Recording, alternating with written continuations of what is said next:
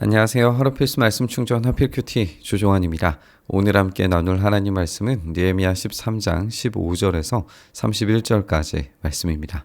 그때 내가 본즉 유다에서 어떤 사람이 안식일에 술틀을 밟고 곡식단을 나귀에 실어 운반하며 포도주와 포도와 무화과와 여러 가지 짐을 지고 안식일에 예루살렘에 들어와서 음식물을 팔기로 그날에 내가 경계하였고라고 이렇게 되어져 있어요.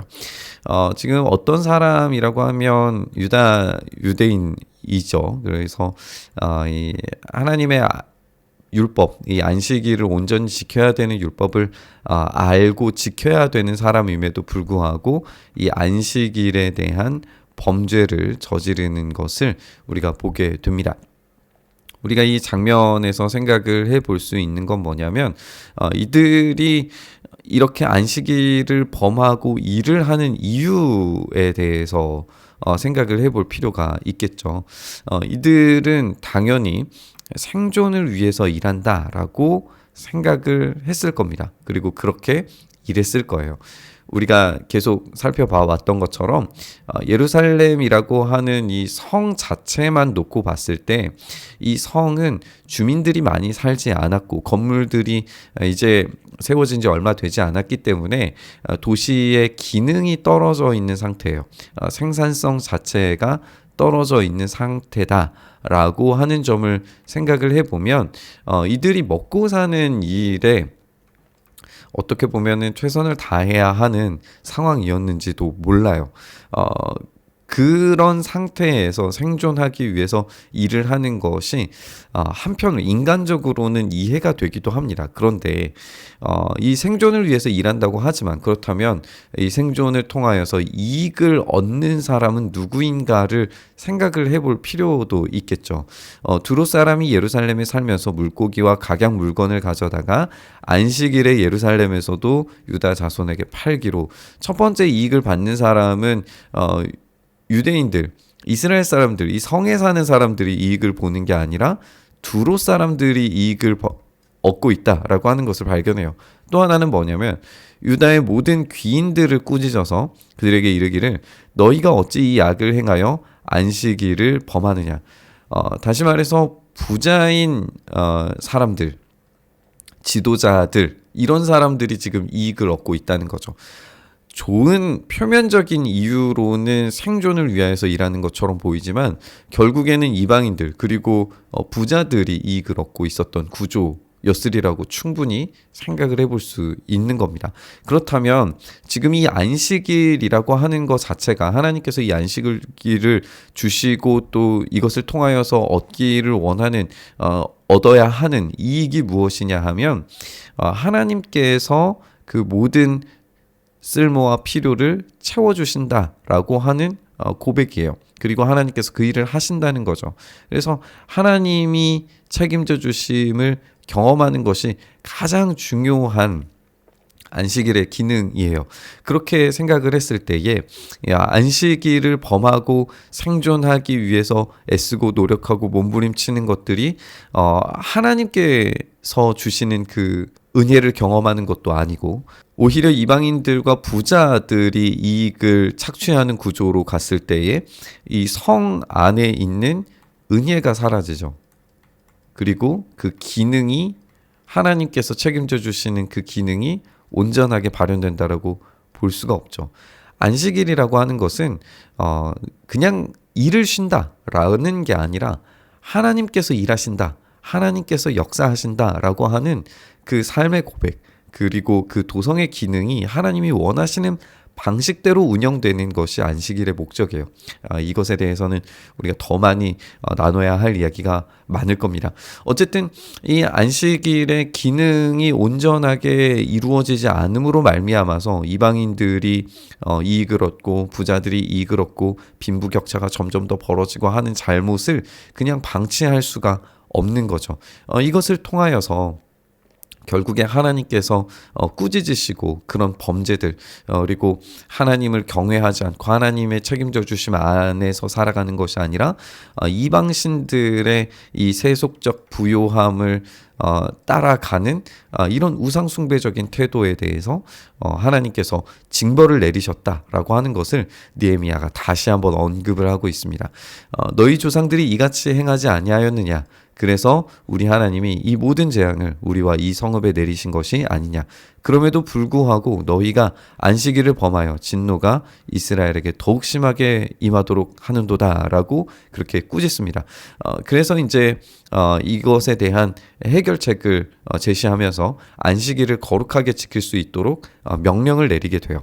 안식일 전 예루살렘 성문이 어두워 갈 때에 내가 성문을 닫고 안식일이 지나가기 전에는 열지 말라 하고 나를 따르는 종자 며칠 성문마다 세워서 안식일에는 아무 짐도 들어오지 못하게 그렇게 만듭니다. 장사꾼들과 각양 물건 파는 자들이 한두 번 예루살렘 성 밖에 자요. 그러니까 성 자체에 지금 물건을 매매하는 일이 벌어지지 않아요. 그리고 이 주변에서 온 상인들이 안식일 주변에 이렇게 머무르게 되는 거죠. 그래서 안식일 끝났다 하자마자 바로 들어가서 이제 장사를 하는 일이 벌어지게 된 거예요. 그러면 이랬을 때 생기는 문제는 뭐냐면 이게 원래 의미가 하나님을 예배하기 위해서예요. 그리고 하나님께서 책임져 주심을 경험하기 위해서요. 이게 원래 목적이에요. 그런데 그냥 성문을 닫고 난 다음에 여기에서 기다렸다가 와 우리가 끝났으니까 들어가자라고 하면은 이거는 원래 목적과는 전혀 상관없는 그냥 법이 돼버리는 거예요. 규칙이 돼버리는 거죠. 이걸 원한 게 아니었어요. 느헤미야는 당연히. 그렇기 때문에 이 경계하여 이르기를 너희가 어찌하여 성 밑에서 자느냐 다시 이같이 하면 내가 잡으리라 엄포를 놓으면서 안식일에 다시 오지 않도록 만듭니다. 물론 이제 이게 성의 관리적인 측면에서도 중요한 이유이기도 했었을 거예요. 만약에 이 주변에 이렇게 상인들이 머물러서 살게 되고 막 자게 되고 하면은 그 치안 관리 또 질서 유지에 대한 에너지가 막대하게 쏟아져 들어가야 했기 때문에 그런 걸 위해서라도 주변에 자지 못하도록 만들었을 거예요. 그러면 그런 측면뿐만 아니라 우리가 원래 이 목적을 온전히 유지할 수 있도록 하기 위해서는 그래서 이것이 법과 규칙이 아니라 정말 하나님을 온전히 예배하기 위해서는 이런 조치들이 필요했다라고 하는 것을 말해주고 있습니다. 그렇게 레위 사람들에게 몸을 정결하게 하고 와서 성문을 지켜서 안식일을 거룩하게 지키라라고 이야기하는 것을 보게 돼요. 내 하나님이여 나를 위하여 이 일도 기억하시옵소서 주의 크신 은혜대로 나를 아끼시옵소서 이렇게 기도하는 장면을 우리가 보게 됩니다. 결국에는 이게 가장 큰 이유고 목적이라는 걸 우리가 다시 확인을 해봐야 됩니다. 느헤미야는 세속과 절연하기 위해서 어떤 이 분리하고자 하는 분리주의자가 아니에요. 원리를 따라서 하나님을 온전히 만나고 경험하길 원하는 하나님을 향한 신앙의 모습을 가지기 위해서 그때 당시에 있었던 이 환경들과 상황들에 대처를 하다 보니까 이런 해결책들, 대안들을 만들어낼 수밖에 없었던 거죠. 그러나 그럼에도 불구하고 느헤미야의 이 원칙을 잊어서는 안 됩니다. 느헤미야가 하려고 했던 것은 하나님만 온전히 의지하는 것, 하나님과의 깊은 만남을 회복하는 것, 이것이 가장 중요한 목적이었다라고 하는 것을 우리가 살펴볼 수 있습니다. 또 다른 문제를 발견하게 되는데요. 그때 내가 본즉 유다 사람이 아스돗과 암몬과 모압 여인을 아내로 맞았는데 이게 지금 벌써 몇 번이나 반복되는 문제라는 걸 알 수가 있는데 우리가 계속 이야기하는 것처럼 느헤미야와 에스라가 이방 여인들을 쫓아내고 그 자녀들을 쫓아내는 이유가 단지 이방인이어서 순혈을 위하여서가 아니라 그들이 가지고 있는 이 우상 숭배가 굉장히 큰 문제였다라고 하는 점을 지적을 했었는데 오늘 그 부분이 다시 한번 정확하게 드러난다라고 하는 걸 생각을 해볼 수가 있어요. 왜냐하면 그들의 자녀가 아스돗 방언을 절반쯤은 하여도 유다 방언은 아예 하지 못해요. 그러니까 일반적으로 쓰는 말은 지금 아람어라고 말씀드렸죠. 근데 이 아람어도 하고 아스돗 방언도 하는데 유다 방언은 못해요. 그 하는 말이 각 족속의 방언을 해요. 그래서 암몬, 모압 언어들을 배우고 그리고 이 공용어인 아람어를 사용하고 페르시아 일들을 할 수가 있게 됐어요. 그런데 유다 방언은 못해요. 이게 지금 이방인 여인들과의 결혼 관계에서 나오는 핵심적인 문제이죠. 그러면 이 말이 가지고 있는 힘과 의미를 생각을 했을 때 우리가 이전 장면에서도 함께 살펴봤던 것처럼 하나님의 말씀을 선포하는데 읽는데 이것이 해석이 필요했어요. 번역이 필요했어요. 그래서 이 해석을 아람어로 합니다. 그러니까 지금 유다 방언을 통하여서 하는 이 말들을 전혀 이해하지 못했을 때에 결국에 발생하는 문제는 뭐냐면 해석자가 없이는 하나님의 말씀을 듣지도 알지도 순종하지도 지키지도 못하게 된다는 거예요. 이게 큰 문제였던 겁니다. 그러니까 단지 이방인 여성이어서의 문제가 아니에요. 이것은 하나의 정체성의 싸움입니다. 세계관 전쟁인 거죠. 이 정체성을 지키기 위해서는 말이 중요하고 언어가 중요한데 그것을 이방인 여인들이 가르칠 리가 없는 거예요. 그런 교육이 이제 아내들을 통하여서 이루어지기 때문에 그런 문제를 생각을 해보면 이건 단지 어떤 우리가 생각하는 인종차별이나 그런 이 난민에 대한 어떤 문제들에 대한 분리적인 조치들이나 뭐 이런 것과는 완전히 다른 이야기입니다. 상관이 없는 이야기예요. 그런 측면에서 우리가 이 문제들을 살펴봐야 된다라고 하는 걸 생각해 봤으면 좋겠습니다. 내가 그들을 책망하고 저주하며 그들 중 몇 사람을 때리고 그들의 머리털을 뽑고 이르되 너희는 너희 딸들을 그들의 아들들에게 주지 말고 너희 아들들이나 너희를 위하여 그들의 딸을 데려오지 아니하겠다고 하나님을 가르쳐 맹세하라 라고 그렇게 이야기를 합니다. 또 이르기를 옛적에 이스라엘 왕 솔로몬이 이 일로 범죄하지 않았느냐. 여기서도 이제 볼 수 있는 것이 솔로몬이 이방 여인을 통하여서 우상 숭배에 빠졌던 것을 언급하고 있죠. 따라서 이 언어를 잃어버리면 말을 잃어버리면 그 말씀 하나님의 말씀을 잃어버리게 되고 이 말씀을 잃어버리게 되면 결국에는 우상 숭배에 빠지게 되는 이런 패턴을 발견을 할 수가 있는 거죠. 그는 많은 나라 중에 비길 왕이 없이 하나님의 사랑을 입은 자였어요.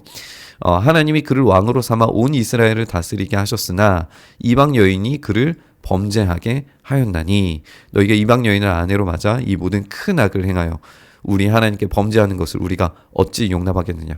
오늘 두 가지의 문제를 살펴봅니다. 안식일에 대한 이 범죄이고 또 하나는 이방 여인과의 결혼에 대한 문제였어요. 그런데 이 문제의 핵심은 결국에는 마찬가지 동일한 겁니다. 이것을 통하여서 이들이 가져야 하는 순수한 신앙 공동체로서의 이 정체성, 이걸 잊어버리게 만드는 것들을 해결하는 거죠. 그래서 이 신앙 공동체로서 하나님과의 만남이 얼마나 중요한가, 그것이 시간적인 의미에서 그리고 언어적인 의미에서 그리고 이 공동체의 정체성을 가지고 지켜내야 했다라고 하는 것을 우리가 보게 되는 겁니다. 이 심각한 문제가 대제사장 엘리야십의 손자 요야다의 아들 하나가 이 호론 사람 산발랏의 사위가 되었다라고 이 보고하고 있어요. 엘리야십의 손자 중에 이제 한 사람이 산발랏의 사위가 됐다. 이거는 굉장히 큰 문제입니다. 우리가 계속 이제 읽어왔던 것처럼 산발랏은 사마리아 지역의 이 총독이었고 그 아들들이 영향력을 미쳐서 이 사마리아 근처에 있는 강력한 힘과 패권을 가지고 있는 그런 가문이 되었다라고 함께 살펴봤었어요. 그리고 이 사마리아 지역에 있었던 이 힘들이 예루살렘을 압박해서 성전도 성벽도 짓지 못하게 만드는 일들을 벌였었다라고 하는 걸 우리가 살펴봤었죠. 그러면 지금 이 산발랏의 사위가 됐다라고 하는 것은 이들의 이 정체성을 희석시키는 겁니다. 하나님 나라 공동체로서 언약에 온전히 순종하도록 하기 위해서 성전도 짓고 성벽도 짓는 것인데, 그걸 하지 못하도록 만드는 가문과 결혼 동맹을 맺는다. 그거는 인간적 방식의 이 해결책이고, 생존을 인간적 방식으로 해내겠다라고 하는 의미겠죠. 느헤미야는 오직 이 모든 일들에 있어서 하나님만을 의지해야 된다라고 하는 것에 강력한 의지를 가지고 있었죠. 그렇기 때문에 이 느헤미야는 이들에 대한 추방을 명령합니다. 내 하나님이여, 그들이 제사장의 직분을 더럽히고 제사장의 직분과 레위 사람에 대한 언약을 어겼사오니 그들을 기억하옵소서. 내가 이와 같이 그들에게 이방 사람을 떠나게 하여 그들을 깨끗하게 하고 제사장과 레위 사람의 반열을 각각 자기의 일을 맡게 했다라고 그렇게 이야기합니다. 또 정한 기한에 나무와 처음 익은 것을 드리게 하였사오니 라고 이야기하면서 레위 사람들도 제사장에 대한 역할들을 회복시켰다라고 하는 것을 우리가 볼 수가 있어요. 우리가 오늘 본문 이제 정리를 하면, 안식일에 대한 문제가 발생했을 때 레위 사람들을 다시 이 성벽을 지키도록 만드는, 정결하게 하는 그런 모습들을 우리가 살펴봤고, 이방 여인과의 이 결혼 관계에서도 다시금 이 레위 사람 제사장을 정결하게 하는 이야기로 이어지고 있는 것을 보게 돼요. 그리고 그 끝에 기도가 있죠. 이런 구조를 우리가 생각을 해보면, 지금 이 모든 일의 핵심, 그 모든 느헤미야의 개혁 작업의 근거, 핵심이 뭐냐? 내 하나님이여 나를 기억하사 복을 주옵소서, 이거예요. 이게 참 감동적인 것 같아요. 문제를 해결하는 데 있어서 가장 중요한 핵심은 하나님과 함께 하길 원하는 것, 하나님께 기도하는 것이었습니다. 만약에 여기에서 하나님 나를 기억하셔서 복을 주옵소서라고 하는 이 복이 세속적인 복이라고 생각을 한다면 어떻게 될까요? 만약에 세속적인 복을 원하는 것이었다면 느헤미야는 예루살렘으로 안 오는 게 차라리 더 낫습니다. 페르시아에서, 이 왕궁에서 왕에게 술 맡은 관원으로서의 그 명예와 그리고 그 혜택을 누리는 것이 훨씬 더 풍요로운 세속적인 복을 누리는 길이에요. 그런데 이 말도 안 듣고 힘든 개혁의 작업을 지속해야 되는 예루살렘으로 굳이 와서 이 일을 최선을 다해서 또 이런 어려움들을 뚫고 나가면서 하는 이유, 하나님 나를 기억하셔서 복을 주옵소서. 그 복이라고 하는 것은 결국 세속적인 복이 아니라 하나님과의 깊은 교제와 만남을 향한 그 길을 걷는 것이 느헤미야가 생각했던 가장 큰 복이 아니었나, 이런 생각을 해보게 됩니다. 우리가 보고 묵상한 것처럼 하나님과 함께 하는 것을 회복하는 것이 가장 큰 복인 줄 믿습니다. 오늘 그 복을 우리가 누릴 수 있었으면 좋겠습니다. 느헤미야가 이런 어려운 환경과 상황 속에서도 그들이 그렇게 할 수밖에 없는, 어떻게 보면 정말 생존을 위해서 핑계거리라면 핑계를 댈 수 있는 그런 수많은 일들이 벌어지고 있었음에도 불구하고 느헤미야가 선택한 것은 하나님과의 관계였습니다. 그 안에서 모든 것이 해결될 수 있다라고 하는 강력한 믿음으로 이 일을 해내고 있습니다. 그리고 그 끝에 기도를 통하여서 이 모든 일들을 하나님께서 기억해 주시길 간절히 바라고 구하고 있습니다. 오늘 우리의 삶이 그랬으면 좋겠습니다. 우리가 핑계댈 거리들이 얼마나 많겠어요. 그러나 그럼에도 불구하고 하나님만을 선택하고 하나님 안에서의 그 관계성을 두텁게 만들므로 인해서 하나님께서 책임져 주시는 인생, 하나님께서 역사하시는 인생 우리가 살아갈 수 있었으면 좋겠습니다. 우리가 그렇게 하나님과의 관계를 회복하는 진짜 참된 복을 얻길 간절히 바라고 소망하면서 묵상의 자리로 나아가시죠. 주님, 우리가 그렇게 주님께서 주시는 참된 복을 누리길 원합니다. 그 복, 주님과의 만남, 그 깊은 관계성에서 오는 주님의 책임져 주심 안에 우리의 삶이 놓여지기를 소망합니다. 그렇게 우리의 삶을 붙들어 주시고 은혜를 더하셔서 우리가 참된 소망 안에 살아가는 우리의 삶 되게 하여 주시옵소서. 그렇게 일하시기를 간절히 바라고 소망하며 우리 주님 예수님 이름으로 기도드리옵나이다. 아멘.